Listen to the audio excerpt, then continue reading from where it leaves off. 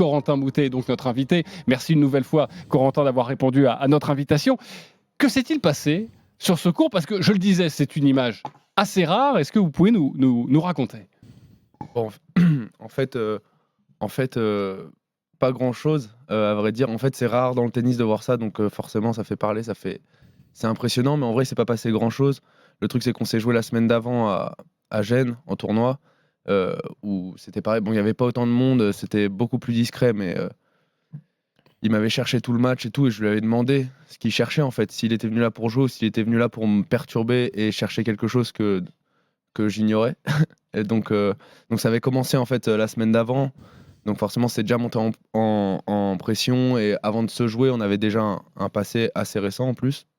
Même si c'était rien passé du tout la semaine d'avant, juste il m'avait cherché, je lui ai demandé pourquoi il me cherchait et ça s'était arrêté là. Et puis à ce match-là, en vrai, c'était c'était un gros match. Enfin, c'est un très bon joueur, il a très bien joué.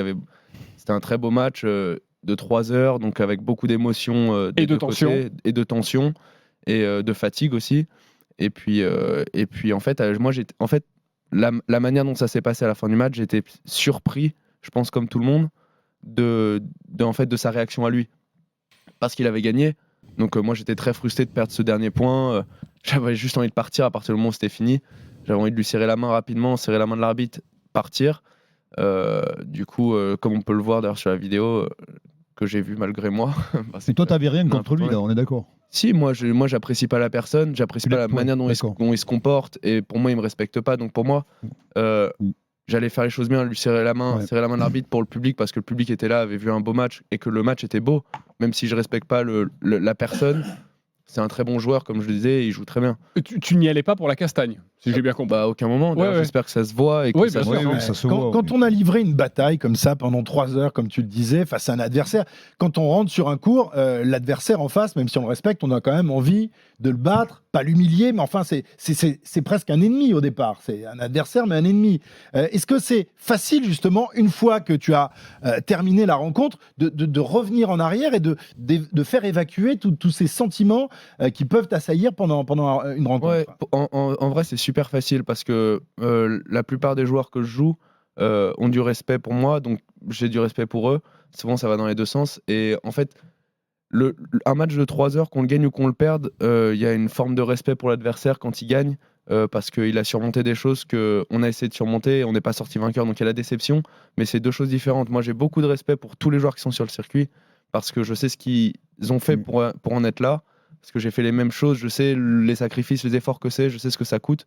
Donc tous ceux qui sont là, c'est pas par erreur, et du coup j'ai beaucoup de respect envers eux pour ça. Corentin, est-ce que tu as écouté les déclarations de ses déclarations d'après-match? Puisque lui, il a quand même fait une déclaration en conférence de presse en me disant que il t'accuse un petit peu, quoi. Il dit que c'est de ta faute. Enfin, moi, j'étais très surpris de ça. Alors, je suis pas jugé parti. Enfin, je veux dire, moi, j'ai beaucoup de recul. Qu'est-ce que tu en penses de ces déclarations? Bah après, de toute façon, c'est assez subjectif. Hein. Quand on regarde une vidéo, tout le monde va avoir un point de vue différent. J'imagine que lui aussi, après ce qu'il a fait, il va pas dire que c'est de sa faute, parce que pour les suites qu'il peut avoir et tout ça, ça serait un peu bête de sa part. Mais après, s'il pense que c'est de ma faute, je l'entends, c'est son point de vue à lui. Mais en vrai de vrai, moi, je suis allé sur le terrain, j'avais qu'une envie, c'était de partir, en fait, parce que j'étais déçu. Ça fait 2 fois d'affilée que je perds contre lui sur un match très serré. Donc j'étais juste déçu, en fait. J'étais très déçu, parce que j'ai vraiment tout donné pendant ce match. J'étais déçu pour mon entraîneur, j'étais déçu j'avais envie d'aller plus loin, enfin pour plein de raisons, j'étais déçu. Et du coup, en fait, j'étais surpris qu'il vienne comme ça m'agresser au filet, alors qu'il avait gagné. J'étais surpris. Je raconte la scène pour ceux qui ne l'auraient pas vu. C'est une poignée de main assez virile, on va dire. Et puis on sent que sur la poignée de main, chose qu'on a peu l'habitude de voir, vous êtes torse contre torse, parce qu'il y a tellement d'émotions et de décharges. En fait, il me tire, en fait. En fait, moi, je vais pour lui serrer la main tranquillement, et je vois qu'il prend de l'élan pour me serrer la main. Donc à ce moment-là, je comprends plus ou moins. Donc je lui serre la main, et je sais que ça va être qu'il va falloir serrer la main, parce que apparemment on est parti pour ce genre de poignée. Mais bon, en fait, il y a 3000 personnes, je pense, dans la salle. Donc c'est quelque chose où moi, il y a des enfants. Et d'ailleurs, dans mon message que je publie après, ce qui est un peu bête, c'est que bien sûr que je regrette pour les enfants, parce que c'est un mauvais exemple, et que d'ailleurs, c'est la seule raison pour laquelle je regrette, parce que les adultes, ils sont assez grands pour comprendre ces choses-là. Les enfants, non. Donc je regrette juste pour tous les enfants qui étaient là sur le terrain, les ramasseurs, tout ça. Mais bon, bref, en tout cas, il me tire vers lui.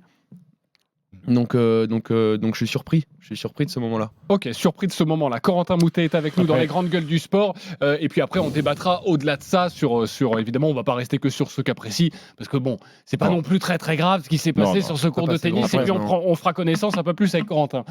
Stephen. Oui, tu veux que je te dise quoi? Bah non, tu voulais prendre la main. Non, parce que moi je voulais revenir sur le débat. Ah d'accord. Je voulais revenir sur le débat. Donc vas-y, Christophe. Je vais pas faire une Non, interview pas du de tout. Corentin. Non, moi je voulais poser une question à Corentin.